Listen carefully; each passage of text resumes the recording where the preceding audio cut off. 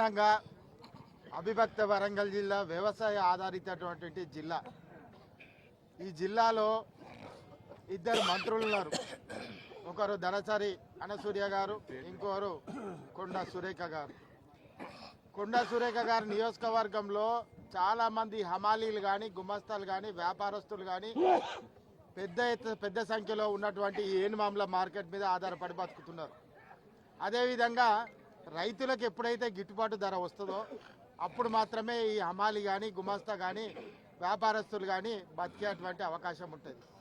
అదేవిధంగా వ్యాపారస్తులు cold స్టోరేజ్లో storage చేసుకొని మద్దతు ధర కంటే ఎక్కువ రేటు వచ్చినప్పుడు బతికేటువంటి జీవన విధానం ఉన్నటువంటి వ్యాపారస్తులు ఇవాళ రైతులను నట్టేట ముంచారు, వ్యాపారస్తులను నట్టేట ముంచారు.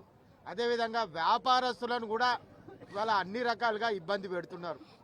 ఇవాళ వ్యాపార రీత్యనే కాక అన్ని రకాలుగా కూడా ఇబ్బంది పడి ఇవాళ కొండా సురేఖ చేసేటువంటి పైశాచిక ఆనందము ఇవాళ ప్రజలందరూ కూడా ఇబ్బంది పడుతున్నారు. నువ్వు కనీసం మంత్రై ఇక్కడ జీవనోపాధి ఉన్నటువంటి వాళ్లకు కనీస విలువలతో ఉన్నటువంటి మద్దతు ధరను ఇప్పించే ప్రయత్నం కూడా చేస్తలేరు. కాబట్టి మేము ఒకటే డిమాండ్ చేస్తున్నాం, పోయిన సంవత్సరం ఏదైతే మిర్చి ధర ఉందో అది యథావిధిగా ఈ సంవత్సరం కొనసాగాలి.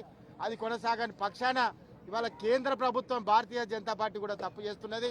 ఇవాళ ఒక్కరు గారు దొందే, ఇద్దరు దొంగలే. ఇవాళ రాష్ట్ర ప్రభుత్వం మద్దతు ధర ఇస్తలేదు.